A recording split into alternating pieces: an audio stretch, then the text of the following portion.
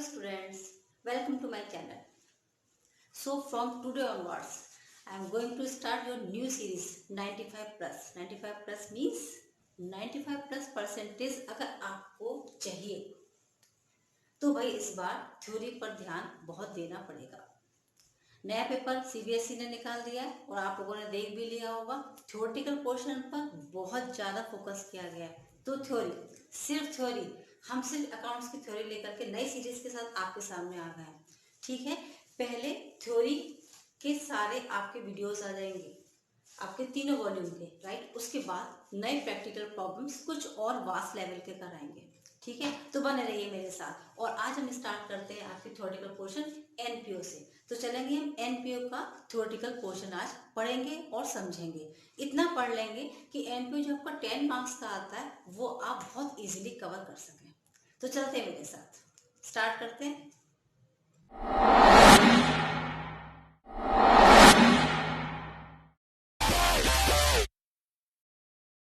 NPO जैसे तो देखो, आपको पता ही है कि एनपीओ मीन्स क्या होता है, not for profit organisation, right. एक छोटे से मीनिंग कभी कभी आ जाती है इन केस। तो एनपीओ की डेफिनेशन में आप क्या लिखेंगे, ये वो ऑर्गेनाइजेशन होते हैं जो काम करते हैं, किस लिए ये काम करते हैं, इनका काम करने का मोटिव प्रॉफिट मोटिव हो ही नहीं सकता। ये प्रॉफिट के लिए नहीं बल्कि ये सर्विस के लिए, पब्लिक की सर्विस के लिए काम करते हैं। जैसे एनजीओज होते हैं ना, बस वही। उसके में छोटी सी डेफिनेशन आप लोगों के लिए लिख दी है। NPO are those organisations which are established for the purpose of rendering services, लोगों की सर्विसेज करने के, लोगों की सेवा करने के लिए, without any intention of earning profit. इनका इंटेंशन प्रॉफिट अर्निंग करना नहीं होता है। इसका मतलब ये जो प्रॉफिट कमाने वाली जो संस्थाएं होती हैं उससे ये बिल्कुल अलग होते हैं। तो ये कौन से, इनका मेन ऑब्जेक्टिव क्या होगा, इनका main objective may be social, educational, religious और चैरिटेबल। इसमें से कोई भी इनका ऑब्जेक्टिव हो सकता है, राइट। अब चलते हैं, they can in the form of sports. ये किस तरीके से हो सकते हैं, देखो कैसे हो सकते हैं। तो देखो, ये स्पोर्ट्स की फॉर्म में हो सकते हैं, ये सोशल की फॉर्म में हो सकते हैं, ये कोई क्लब हो सकता है, ये कोई रिलीजियस, जैसे रिलीजियस इंस्टीट्यूशन समझते हैं आप, जैसे मंदिर के जो ट्रस्ट वगैरह बन जाते हैं, ये वो भी हो सकते हैं, ये कोई लाइब्रेरीज भी हो सकती हैं और ये हॉस्पिटल्स भी हो सकते हैं। समझ गए, चल आगे चलते हैं। जैसे यूनिसेफ, जैसे क्राई, ठीक, देखो। अच्छा, अब चलते हैं, ये तो इसका थ्योरेटिकल पोर्शन कंप्लीट। अब सुनो, इसके कुछ अकाउंट्स भी तो बनेंगे भाई, ठीक है। तो इसके 3 अकाउंट्स में हम बनाते हैं। एक तो रिसीट्स एंड पेमेंट अकाउंट बनता है, फिर इनकम एंड एक्सपेंडिचर अकाउंट बनता है, और एक हम बनाते हैं बैलेंस शीट। ठीक है। अच्छा, अब ये सोचो कि ये कोई काम तो करते नहीं है, फिर इनके पास इनकम कहाँ से आती है। तो इनको जो लोग इनके ट्रस्टी होते हैं वो ही इनको फंड दे देते हैं, और कभी कभी गवर्नमेंट भी इनको एड कर देती है, तो वहाँ से इनको प्रॉफिट हो जाता है, वहाँ से फायदा हो जाता है। ठीक है, चलो अब हम बात करेंगे सबसे पहले रिसीट्स एंड पेमेंट अकाउंट की। रिसीट्स एंड पेमेंट अकाउंट जैसे बिल्कुल सेम हम कैश बुक बनाते थे ना, सेम बनता है receipts and payment account. Receipts and payment account is a statement that shows the summary of all receipts and payments records in the cash book. Cash book में जितने भी record किए जाते हैं रिसीट्स और पेमेंट, वो सारा का सारा यहाँ दिखाया जाता है। वो इस ईयर का हो या नेक्स्ट ईयर का हो या फिर प्रीवियस ईयर का हो, doesn't matter. Receipts and payment account में सारी रिसीट्स, सारे पेमेंट्स, ठीक है। और वो कैसा भी हो सकता है, वो रिवेन्यू हो सकता है या फिर वो कैपिटल भी हो सकता है, सारा का सारा यहाँ शो किया जाता है। समझ गए, ठीक है ना, सारी चीजें शो की जाती हैं। आ जाते हैं डेबिट साइड में पेमेंट दिखाते हैं, क्रेडिट साइड में आप इनकम दिखाएंगे, सारे नेचर के होंगे और करंट, प्रीवियस या नेक्स्ट ईयर के किसी के भी हो सकते हैं। जब हम स्टार्ट करते हैं रिसीट्स एंड पेमेंट अकाउंट को, तो ये स्टार्ट हो जाता है ओपनिंग कैश बैलेंस या फिर बैंक से, और क्लोजिंग पे आकर के ये बैलेंस इसका फिनिश भी हो जाता है।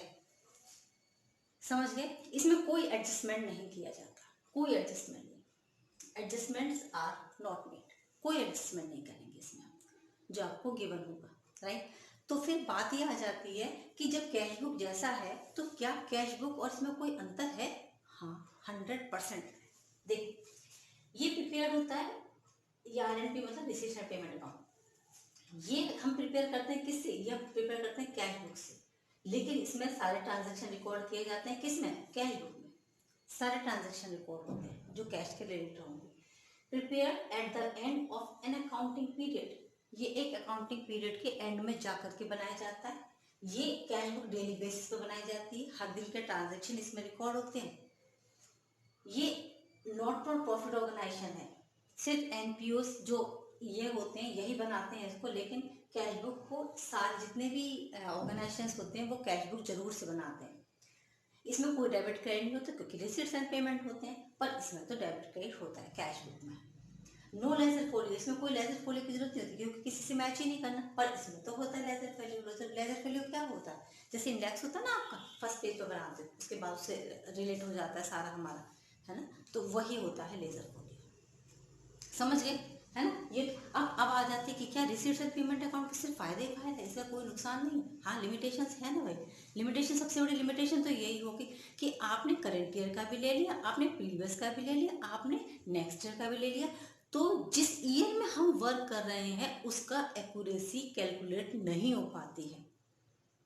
हमारे डेली बेसिस के कितने खर्चे हैं वो हम कैलकुलेट नहीं कर पाते, इसमें सबसे बड़ी प्रॉब्लम इसकी हो जाती है। ये समझ गए ना, है ये इसकी लिमिटेशन में आ जाता है कि जब हम सारे ले लेते हैं, हमने कोई भी ईयर नहीं छोड़ा, है ना, पिछला भी ले लिया अगला भी ले लिया, तो हम जिस ईयर में हम वर्क कर रहे हैं उस ईयर की एक्यूरेसी यहाँ पर कैलकुलेट नहीं हो पाती है। समझ गए। चलते हैं हम दूसरे अकाउंट के साइड, जो अकाउंट है इनकम एंड एक्सपेंडिचर अकाउंट। आप इसको एक सेकंड के लिए पॉज करके इसको आप इसका स्क्रीनशॉट ले सकते हो क्योंकि आप एज इट इज इसको याद कर लेना। ओके, लेना। चलो स्टार्ट करते हैं इनकम एंड एक्सपेंडिचर अकाउंट, है ना। अब देखो इनकम एंड एक्सपेंडिचर अकाउंट बिल्कुल अपने जैसे प्रॉफिट एंड लॉस अकाउंट बनाते हैं बिल्कुल सेम होता है, समझ लो, ठीक है। ये एक्चुअल बेसिस पे बनता है, एक्चुअल बेसिस पे बनता है।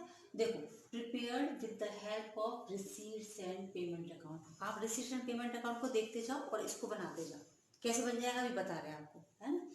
And other information related to outstanding prepaid expenses and depreciation. देखो अभी हमने बताया था अदर इंफॉर्मेशन को हम रिसीट्स एंड पेमेंट अकाउंट में कंसीडर नहीं करते हैं, ठीक है, लेकिन यहाँ कर लेते हैं। तो आप रिसीट्स एंड पेमेंट अकाउंट से जो रिसीट्स हैं जो पेमेंट्स हैं करंट ईयर के लेंगे इनकम एंड एक्सपेंडिचर को बनाने के लिए। और बताते हैं और बताते हैं ये नॉमिनल अकाउंट होता है ना, एक्सपेंसेस लिए और वो लिए जा रहे हैं, एक नॉमिनल अकाउंट है।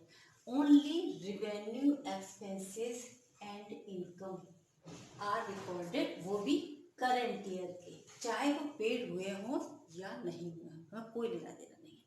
अब जब आप बना रहे हो रिसीट्स एंड पेमेंट अकाउंट से इनकम एंड एक्सपेंडिचर अकाउंट, कितनी चीज़ों का ध्यान रखेंगे आप, देखो समझ आ रहा है। एक तो करंट ईयर के लेने हैं चाहे वो पेड हो या नहीं हो, ऊपर से रिवेन्यू नेचर के लेने हैं आपको, ठीक है। और रिसीट्स एंड पेमेंट अकाउंट में ये चीज़ें आपने नहीं ली होंगी, ये भी आपको लेनी है, आउटस्टैंडिंग प्रीपेड और डेप्रिसिएशन ये भी लेना है आपको, समझ गए। ये लेते जाए आपको बनता जाएगा। इनकम क्रेडिट में होएगी, एक्सपेंडिचर डेबिट में आएंगे, जैसे हम प्रॉफिट एंड लॉस में बनाते थे अपना, ठीक है।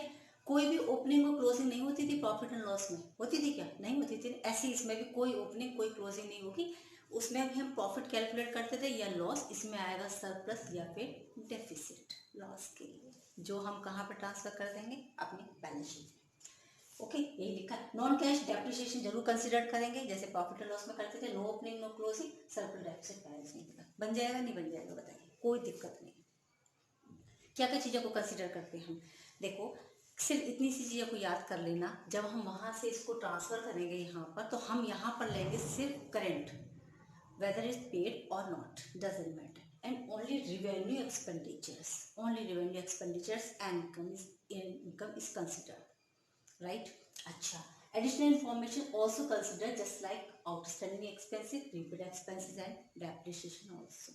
There is no opening or closing balance while we are preparing income and expenditure account, but there is always surplus or deficit, definitely होगा ही होगा, ठीक है। चलो आगे चलते बहुत जल्दी से बैलेंस शीट पर आए थे, जैसे अपन बैलेंस शीट उसकी बनाते हैं ऐसे ही हम यहाँ पे भी बैलेंस शीट बनाते हैं, बस अंतर ये रहता है जैसे उसमें कैपिटल होता है, यहाँ पर कैपिटल हमारे कैपिटल फंड होगा जो लायबिलिटी साइड में लिखेंगे, और कोई जनरल फंड होते हैं हमारे पास, ठीक है।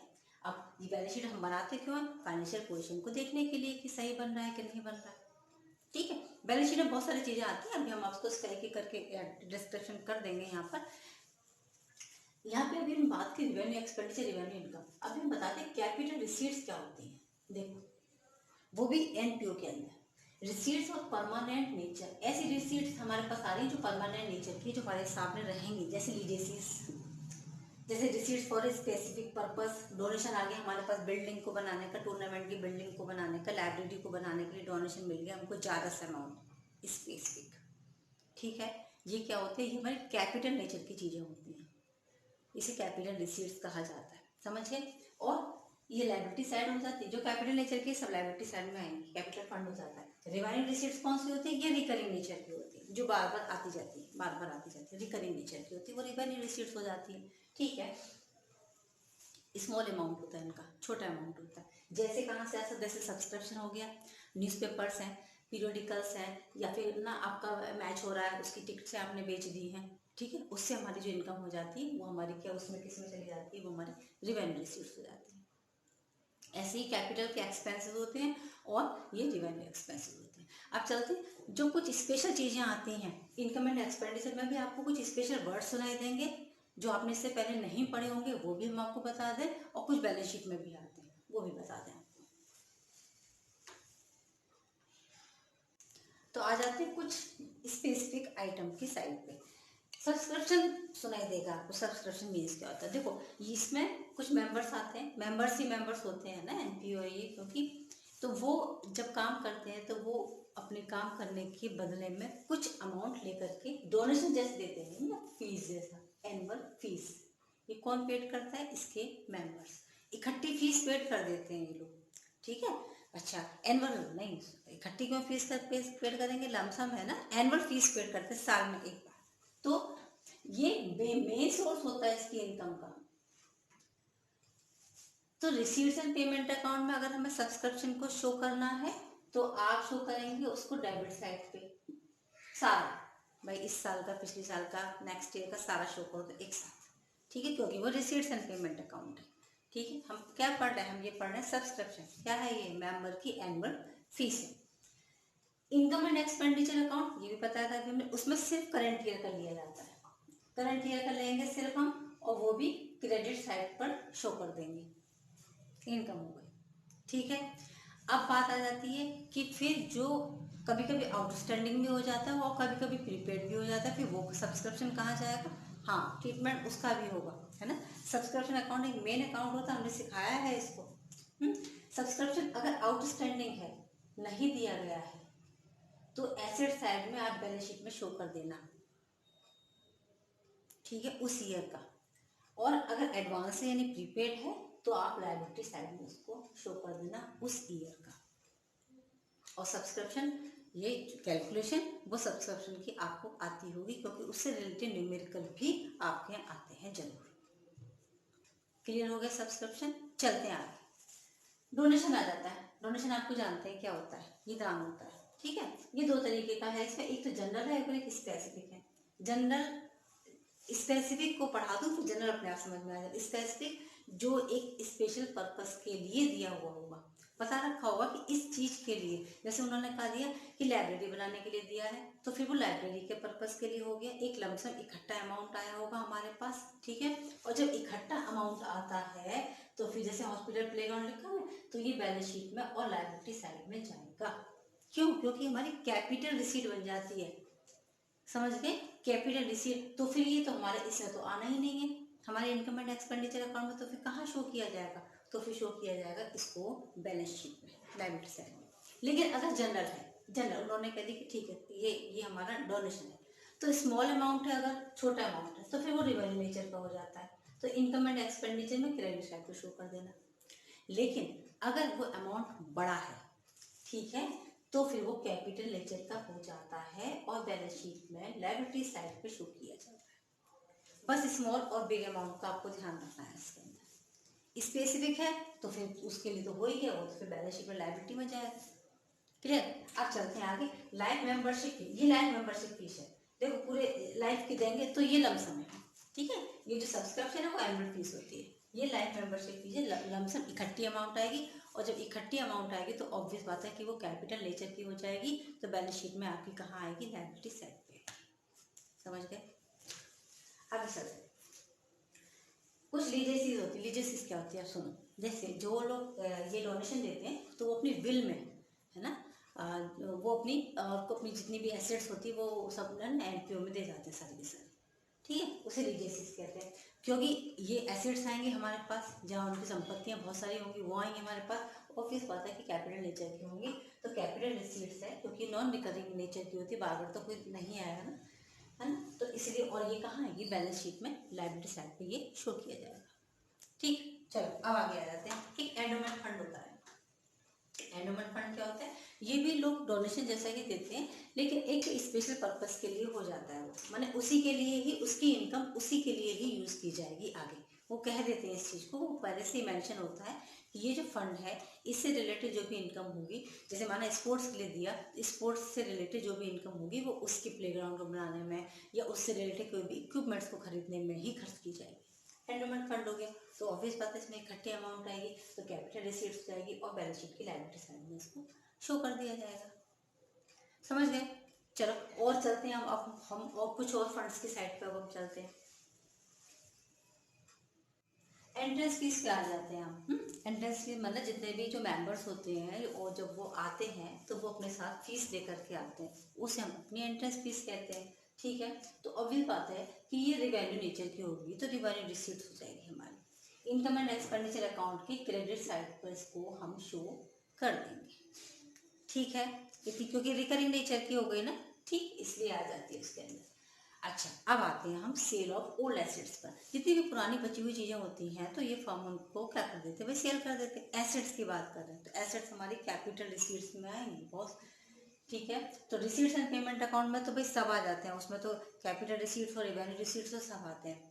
ठीक है, तो अगर रेवेन्यू रिसीट वो दे रखा है, income receipts and payment account दे रखा है, तो आप वहाँ शो कर देना उसको। नहीं तो फिर ये कहाँ जाएगा, फिर ये सिर्फ जाएगी कि कैपिटल रिसीट्स है तो किस में हम दिखाएंगे इसको, अपनी बैलेंस शीट में। ठीक है, अच्छा, लेकिन लेकिन लेकिन इस पर होने वाला लॉस या फिर प्रॉफिट वो हम इनकम एंड एक्सपेंडिचर अकाउंट में ही शो करेंगे। बात समझ में आ गई आपको मेरी? एसेट्स अगर कोई सेल होती है तो वो हम रिसीट्स एंड पेमेंट अकाउंट में दिखाएंगे, लेकिन उससे रिलेटेड कोई भी लॉस या प्रॉफिट होता है तो वो हम इनकम और एक्सपेंडिचर अकाउंट में ही शो करेंगे। प्रॉफिट हो जाता है क्रेडिट साइड पे, लॉस हो जाता है डेबिट साइड पे। सही है, चलो। अब sale of use sports material या फिर न्यूज़पेपर है, पीरियोडिकल्स है, ये सब चीज़ों को अगर वो लोग सेल करते हैं तो ये रिवेन्यू नेचर की होती है और ये इनकम एंड एक्सपेंडिचर अकाउंट में ही शो की जाएगी, क्योंकि इसका कोई लॉस या प्रॉफिट नहीं होता है। सीधी सी बात है, सेल कर दी पैसे ही आ जाएंगे हमारे पास, तो हम इसको कहाँ दिखा देंगे, ये रिवेन्यू रिसीट्स हो गए, income and expenditure credit side पे इसको हम शो कर देंगे। क्या चीज़, यूज स्पोर्ट्स मटेरियल है ये, एसेट्स नहीं है, स्पोर्ट्स मटेरियल यूज्ड, या फिर न्यूज़पेपर, पीरियोडिकल्स, मैगजीन्स। बढ़िया, चलो। ग्रांट्स आ गई गवर्नमेंट से। गवर्नमेंट इंटरनेशनल, नेशनल, ये सब गवर्नमेंट जो होती है वो इनको एड देती है, मैंने ग्रांट देती है, मैंने ग्रांट जैसे हो सकता है जैसे डोनेशन होता है उसी को ग्रांट कहते हैं, बड़ा अमाउंट होता है। ठीक है, अब ग्रांट में भी हम दो तरीके के हो जाते हैं, तो भाई स्पेसिफिक हो गया और एक हो गया जनरल। स्पेसिफिक तो जैसे जैसे कहीं पर अगर जैसे कहीं नेचुरल कोई कैलेमिटी हो जाती है, फ्लड आ जाता है, उसके लिए स्पेशल अगर दिया जा रहा है ना, तो वो उसी के लिए ही यूज़ किया जाएगा। जनरल में वो आपको जन दे देगी, अब आपकी मर्जी, आप उसे किस चीज़ में यूज़ करना चाहते हो। ठीक है, बस वही हमने लिख दिया। स्पेसिफिक होता है जनरल, तो स्पेसिफिक होगा बैलेंस शीट में जाएगा। वैसे भी तो ये जो है तो ये सब बैलेंस शीट में ही शो किए जाएंगे, तो आप किस में दिखाना होगा, उसको स्पेसिफिक फंड में दिखा देंगे हम जाकर के, बैलेंस शीट की लायबिलिटी साइड। बढ़िया, ऑनरेटेड, भाई ये क्या चीज़ होती है, एक तो नाम ही इतना अजीब था, ऑनोरेरियम। एक्सपेंडिचर्स होते हैं वो लोग, ये लोग ना बाहर से आते हैं उसके अंदर, ऑर्गेनाइजेशन के अंदर। जैसे कोई म्यूजिशियन आ गया, सबको बैठ कर उसने म्यूजिक सुना दिया, है ना, या फिर कोई और प्रोफेसर को बुला लाया थोड़ी देर के लिए, उनको ना बैठ कर के स्पीच दे दी उनके लिए, या किसी और को बुला लाया, कुछ गेम दिखा दिया कुछ, तो ये पेड होते हैं। ये पेड होते हैं, जिन लोगों को ये लोग बुलाते हैं वो उनके एम्प्लॉय नहीं होते हैं, ये पेड होते हैं, तो ये हमारा एक्सपेंडिचर हो गया। समझ गए, ये हमारा एक्सपेंडिचर, और ये इनकम एंड एक्सपेंडिचर अकाउंट के डेबिट साइड पे शो किया जाएगा, क्योंकि रिकरिंग नेचर का होता है। हमेशा तो होगा नहीं, कभी बुलाया जाएगा, कभी बुला लिया गया, कभी किसी को कुछ दिखा दिया गया, या उन लोगों से बुला करके कुछ सिखा दिया गया, बाहर से कोई कोच बुला लिया गया, प्लेयर्स को कुछ सिखा दिया गया, वो सारी चीज़ें आती हैं, उसे कहते हैं होनोरेरियम। सही। एक क्वेश्चन है बहुत बढ़िया सा, एक, हाँ, उसमें एनसीईआरटी की बुक में मिल जाएगा आपको कि इनकम एंड एक्सपेंडिचर अकाउंट करता है is it kin to profit and loss account, is it true? किन किन मतलब क्या समझ रहा हूँ, किन टू मीन्स होता है रिलेटेड टू, किन टू मीन्स रिलेटेड टू। तो क्या income and expenditure account profit and loss account के रिलेटेड है?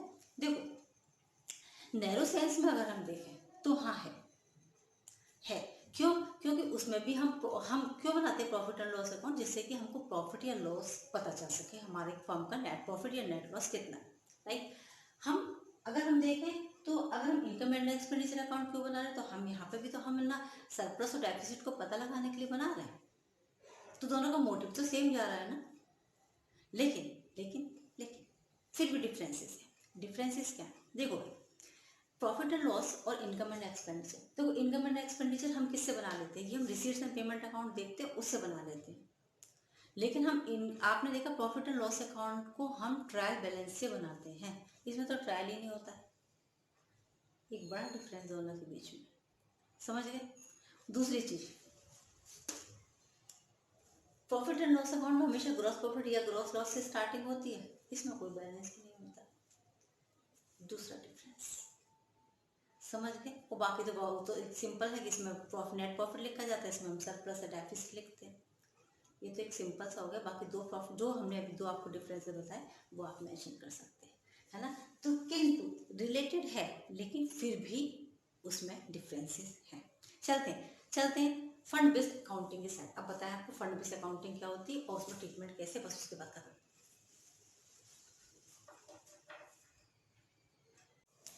चलो अपने टॉपिक का लास्ट शुरू करते हैं, फंड बेस्ड अकाउंटिंग।